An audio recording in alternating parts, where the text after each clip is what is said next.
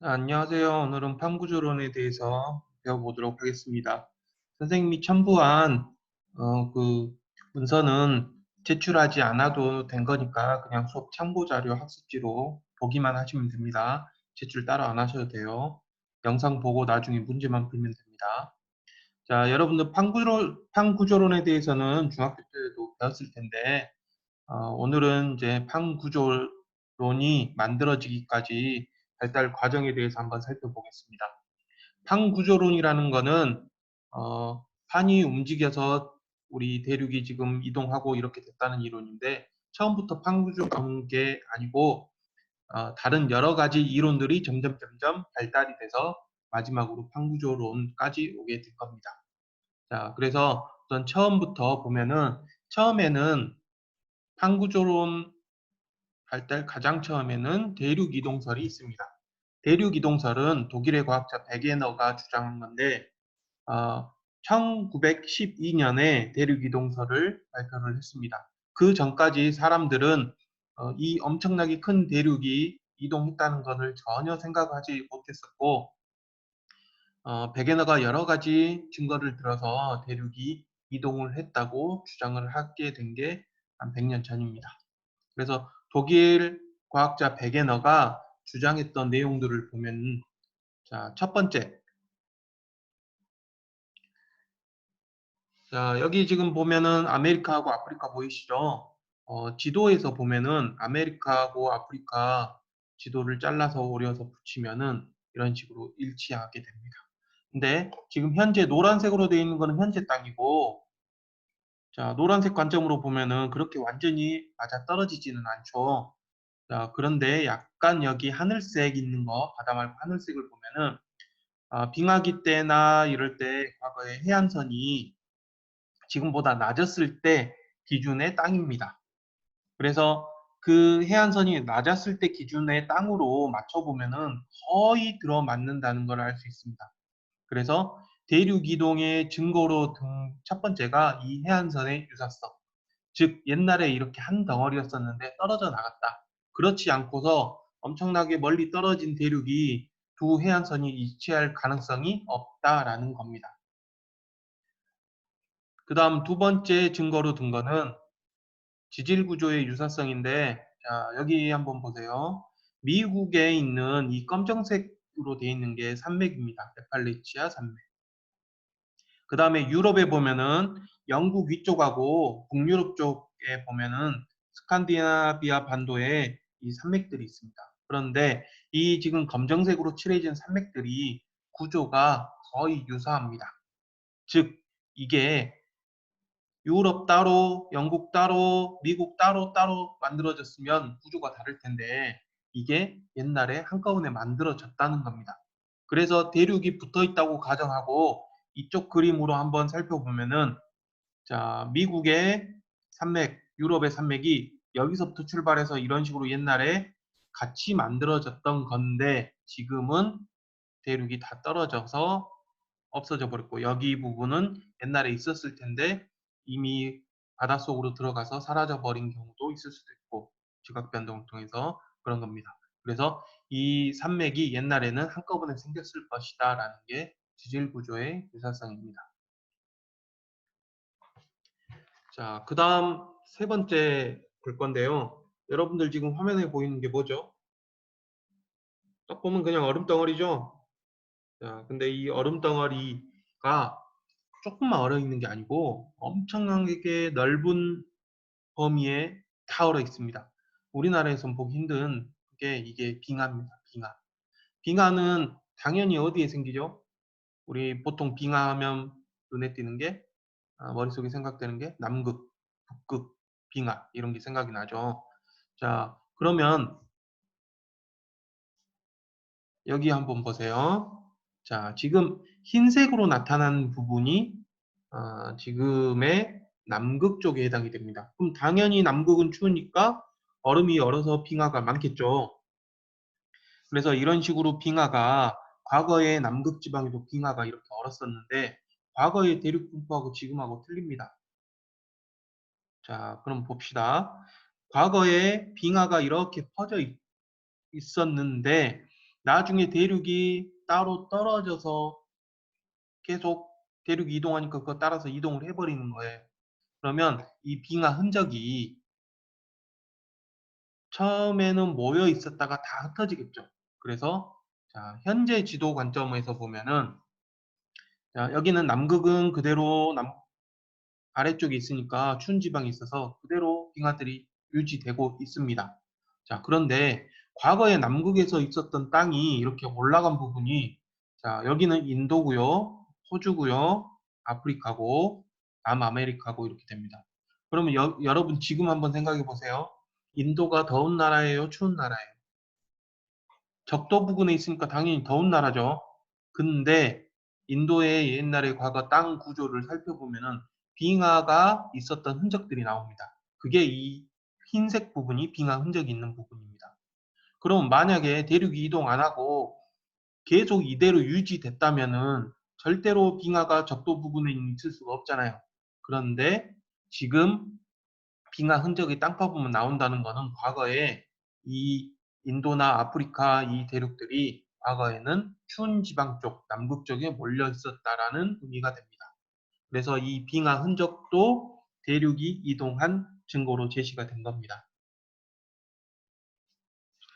자, 그 다음에 대륙 이동 증거의 네 번째는 여기 이제 지도를 한번 봅시다.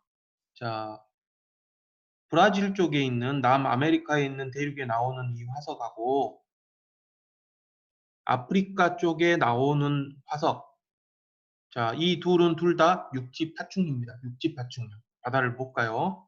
근데 대륙이 옛날부터 이렇게 떨어져 있었으면은 여기에 화석이 나오고 여기에 화석이 나는데 두 개가 동일합니다. 일치합니다. 자, 얘네들이 옛날에 헤엄쳐 갔을까요? 배 타고 갔을까요? 대륙이 옛날부터 떨어져 있었으면은 헤엄쳐 가지 못한 육상 생명체들은 이동을 못하니까 동일한 종류가 살 수 없습니다. 그런데 얘네들은 지금 살고 있어요. 자, 그래서 여기 과거 대륙들이 붙어 있다라고 생각하고 보면은 자, 여기 공룡들이나 이런 식물들이나 이런 것들 분포 지역을 보면은 자, 방금 봤던 게 이 메조사우루스라고 있는데 남아메리카하고 아프리카에 있습니다. 또 다른 시노그나투스라는 동물은 이렇게 분포 면적, 리스토사우루스는 아프리카도 있고 인도도 있고 남극 대륙에도 있고 이렇게 분포하게 됩니다. 그래서 얘네들은 옛날에 같은 한 덩어리 대륙일 때 같은 대륙이었으니까 이동할 수 있잖아요. 그때 분포했던 게 지금 따로따로 화석이 나오는 겁니다. 즉 이게 과거에 대륙이 붙어 있었다는 근데 지금은 다 이동해서 딴 데 갔다는 대륙 이동의 증거로 제시를 했습니다. 자, 이제 이거와 관련해서 여담인데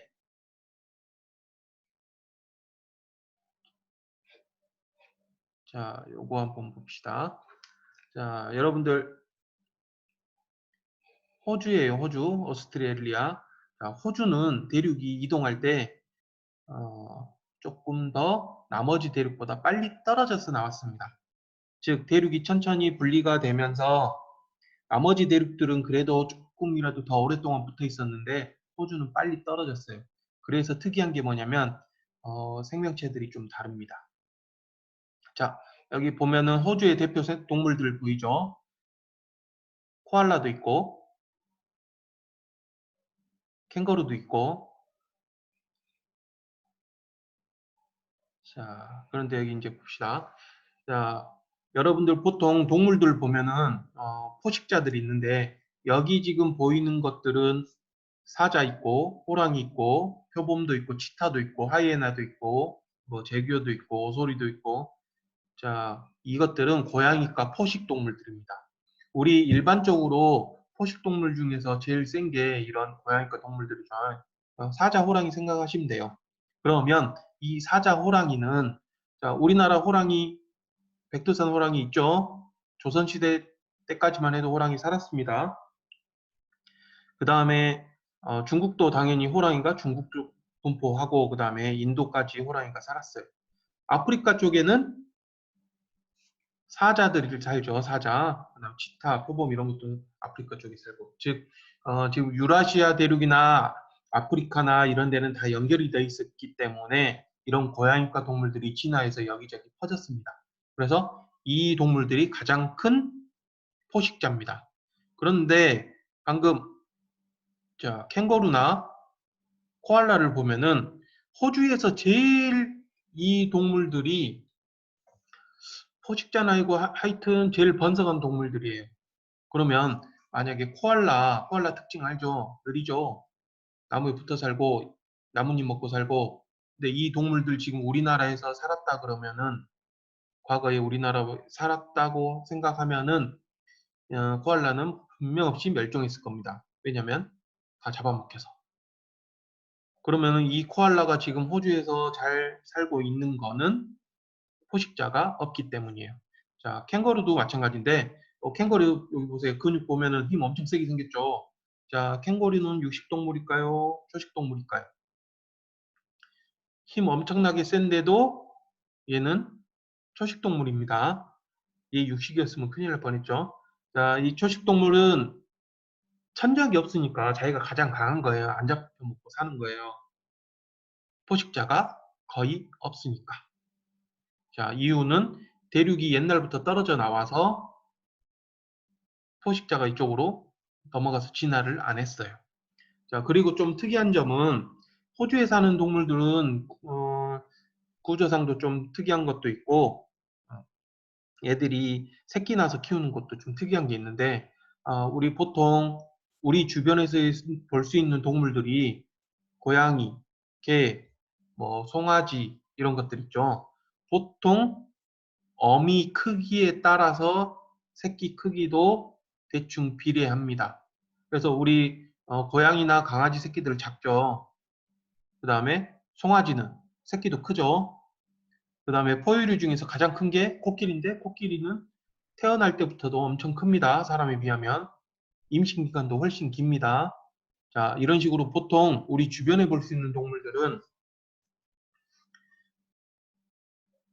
새끼하고 어미하고 크기가 비례한데, 자, 캥거루 특징 한번 볼게요. 캥거루 지금 어미 캥거루인데 새끼가 주머니에 있죠. 주머니 넣고 다닙니다. 그러면 우리 캥거루 새끼 날 때는 잘 모르죠. 주머니에서 키운 건 아닌데 캥거루가 태어날 때 크기는 모를 거예요. 근데 캥거루가 보통 사람 정도 크기니까 새끼도 사람 애기 정도로 클 거라고 생각하는데 아닙니다. 캥거루 새끼 처음에 막 날 때는 엄청 작습니다. 자, 여기 보면은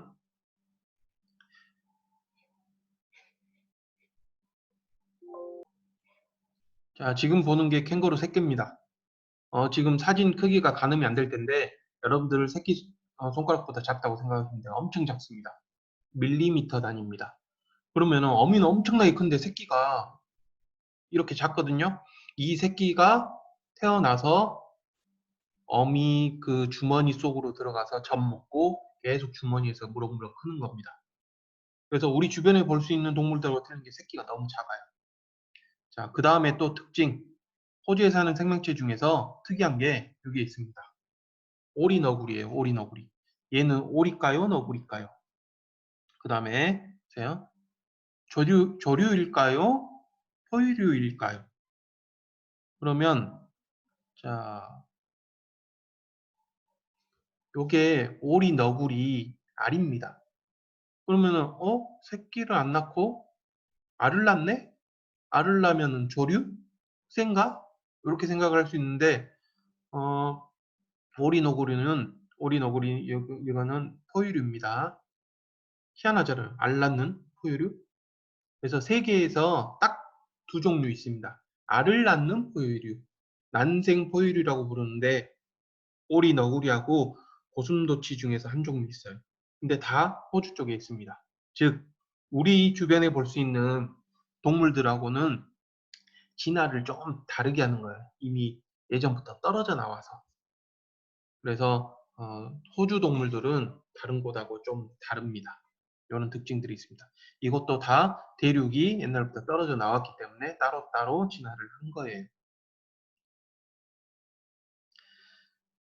자, 그래서 대륙 이동을 전체적으로 보면은 고생대 말에 이렇게 큰 대륙이 있는데 이걸 판게아라고 부릅니다. 이 판게아가 떨어져 나와서 점점 이동을 한 다음에 지금 위치에 됐다는 게 대륙 이동설입니다.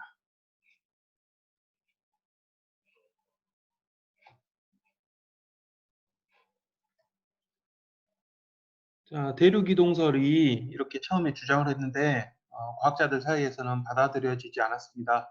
이유는 여러 가지 그럴듯한 증거들이 있긴 했는데 제일 중요한 거, 과학에서는 원인이 중요한데 이 대륙이 이동하게 된 원인, 이 거대한 대륙이 움직일 수 있는 힘에 대해서 설명을 못했습니다. 그래서 대륙 이동의 한계는 대륙이 이동하는 원동력을 설명하지 못하였기 때문에 받아들이지 못한 겁니다. 자, 그 다음에 대륙 이동설 다음에 베게너가 죽고 난 다음 다른 과학자에 의해서 멘틀 대류설이라는 게 주장이 되었습니다. 멘틀 대류설은 대륙 이동설에서 설명하지 못했던 것, 즉 대륙 이동의 원동력을 우리 지각 밑에 멘틀, 미 멘틀이 돌고 도는 대류 현상을 통해서 이동을 시킨다라고 주장을 한 게 멘틀 대류설입니다. 그래서 1928년 영국의 훔즈가 멘틀 상부 하부 온도 차이에 의해서 대류가 일어난다고 주장을 한 겁니다. 자, 여기서 대류라는 말이 나왔는데 이 대류라는 의미 말고 나머지 에너지 전달 방법 세 가지가 있으니까 한번 살펴보겠습니다. 에너지 전달 방법 세 가지는 전도, 대류, 복사가 있는데 전도는 자, 여기 그림을 보면은 쇠 막대기를 불에다 근처에다가 놓으면은 뜨거워지죠. 그러면은 열기가 엄청 빨리 전달이 돼서 장갑을 안 끼고 있다면은 손이 데일 겁니다. 그래서 열이 직접 전달되는 게 전도입니다. 프라이팬에 어, 프라이팬이나 불판이나 이런데 쇠 젓가락을 올려놨어요. 나중에 그거 집다가 손 데일 수도 있죠. 이런 게 전도입니다. 전도는 에너지가 막대기나 이런 거를 통해서 직접 전달되는 게 전도입니다. 그 다음 요거는 냄비에서 돌고 도는 거. 자, 빨간색은 뜨거운 열기, 파란색은 차가운 거. 뜨거운 거는 당연히 위로 가죠. 차가운 거는 아래로 가죠. 자, 물하고 공기랑 특징이 비슷한데 뜨거운 공기는 위로, 차가운 공기는 아래로 이런 겁니다. 물도 마찬가지고. 그래서 이런 식으로 뜨거운 거는 올라가고 차가운 건 내려오니까 계속 돌게 되겠죠. 그래서 이게 대류 현상입니다. 그래서 물 끓일 때, 자, 또는 집에서 난방할 때 차가운 공기는 아래로 가고 따뜻한 공기는 위로 가고 우리 온풍기 틀면은 이런 식으로 돌고 하는 게 대류입니다. 그래서 대류는 뭔가 이렇게 돌려주는 게 있어야 돼요. 그래서 매질이라는 게 있어야 되는데 이 매질 역할을 하는 게 공기나 물, 액체나 기체 얘네들이 돌고 돌면서 전달을 해줍니다. 자, 그 다음 세 번째는 복사가 있습니다. 자, 여기 보면은 태양이 우리한테 에너지를 주죠. 그래서 이거를 무슨 에너지라고 하면 우리는 태양 복사 에너지라고 부릅니다. 우리 태양 전도 에너지 또는 태양 대류 에너지라고 안 부르죠. 복사입니다. 복사. 자, 지구하고 태양 사이는 뭘로 차 있어요? 아무것도 없죠. 물도 없죠. 공기도 없죠. 전달시켜 줄 게 없습니다. 그래서 전도도 안 되고 복사도 안 됩니다. 아니, 대류도 안 됩니다. 그래서 태양은 에너지가 이 진공 상태에서 직접 날라오는 복사 형태로 날라와서 태양 복사 에너지라고 부릅니다. 그래서 우리 복사 형태로 날라오는 거에 제품 중에 이게 있는데 선풍기 같은 히터 있죠. 이 히터는 난로랑은 달라서 버튼을 키자마자 바로 따뜻해집니다. 난로는 공기를 데펴서 대류를 시키는 역할인데 얘는 키자마자 뒤에 그 반짝반짝한 반사판이 있어서 그 에너지가 반사판에 갔다가 모여서 앞으로 에너지가 쏟아집니다. 그래서 이거는 복사 에너지를 이용하는 거라서 키는 순간 바로 따뜻해지는 겁니다. 그래서 에너지 전달받는 방식이 전도, 대륙, 바사 이렇게 세 가지가 되겠습니다. 자, 해양저 확장설을 한번 다시 볼 텐데 이제 해양저 확장설은 맨들 대류설 이후에 나온 건데 자, 해양저니까 우리 물속입니다. 물속. 자, 여기는 영화 타이타닉인데 타이타닉 영화 본 적 있나요? 요 타이타닉 영화에서 보면은 배가 이렇게 됩니다. 침몰하죠. 자, 그래서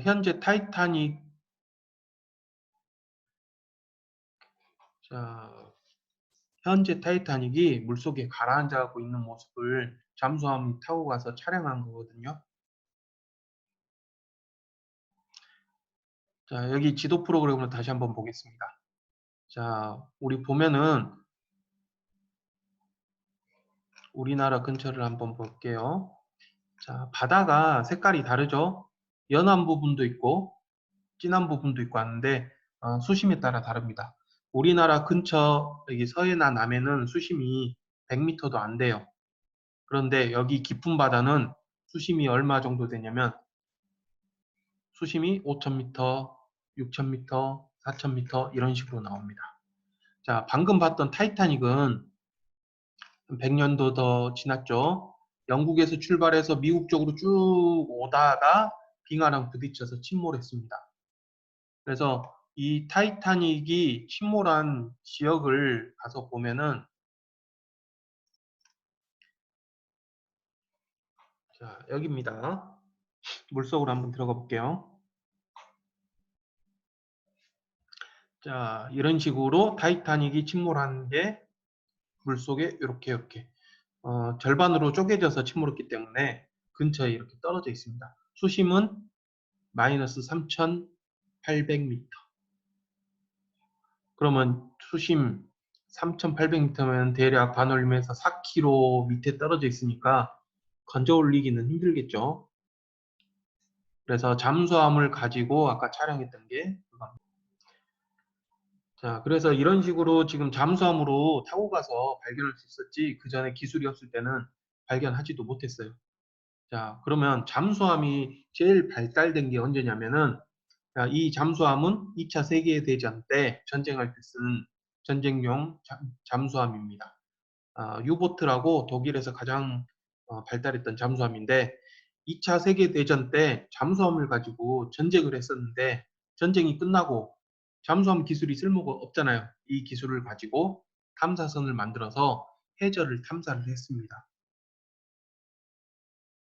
그래서 이 전까지 사람들이 물속에 깊이 들어갈 수가 없었는데 이런 잠수함 기술이 발달되고 특수 잠수선, 잠수함을 만들어서 들어가다 보니까 바닷속에 대해서 이제 알게 된 거예요. 자, 그래서 과거의 과학자들 또는 일반 사람들은 바다가 모두 평평할 거라고 생각했는데 실제 가서 탐사를 해보니까 바다가 이렇게 울퉁불퉁한 겁니다. 그래서 바닷속에도 해저 산도 있고 해저 계곡도 있고 엄청나게 복잡한 구조로 돼 있어서 그때부터 이제 해저를 탐사하고 연구를 하게 된 거예요. 그래서 과학자들이 뭐를 알게 됐냐면 해저가 확장하고 있다, 넓어지고 있다라는 게 연구가 된 겁니다. 그게 해양저 확장설이에요.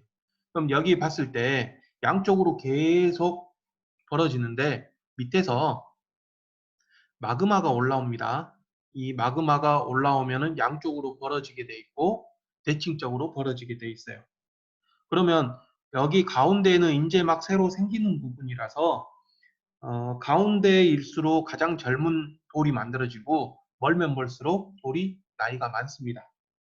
그래서 해령으로부터 이 가운데를 해령이라고 부르는데 해령으로부터 멀어질수록 해양 지각의 연령이 많아지고 그 다음에 퇴적물이라는 거는 물에서 점점 쌓이는 건데 이것 쌓이는 것도 오래 시간이 지나면 지날수록 많이 쌓이겠죠. 그래서 퇴적물도 두꺼워지고 퇴적물의 나이도 많아지고 이렇게 된 겁니다. 그래서 이게 해양저 확장설입니다.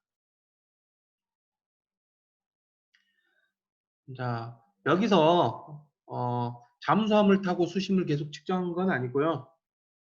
자, 배가 지나다니면서 수심을 측정하는 것을 음양측심법이라고 합니다. 그래서 음양측심법은 거기 선생님이 올려준 그 자료를 보면은 수심 측정할 때 음파를 쏴서 돌아오는 시간을 곱하고 왕복을 해야 되니까 2로 나눠주면은 이렇게 수심이 계속 측정이 됩니다. 그래서 해저가 어떤 식으로 되어 있는지 지구 전체 바다를 연구할 수 있는 방법이 마련이 됐습니다. 자, 그 다음에 판구조론으로 이렇게 진화돼서 넘어가게 되는데, 판구조론은 앞에서 나왔던 대륙이동설, 멘틀대류설, 해양적 흑적설을 총괄하고 있는 마지막 종합적인 이론이라고 보면 돼요. 그래서 이 판구조론에서 보면은 어, 땅이 밑에서 마그마가 올라와서 점점 용암이 땅 밖으로 나오고 바다가 되고 더 큰 바다가 되고 이런 식으로 벌어지고 있는 겁니다. 근데 더 밑에 구조에 대해서는 나중에 판구조론만 따로 더 정확하게 하도록 하겠습니다.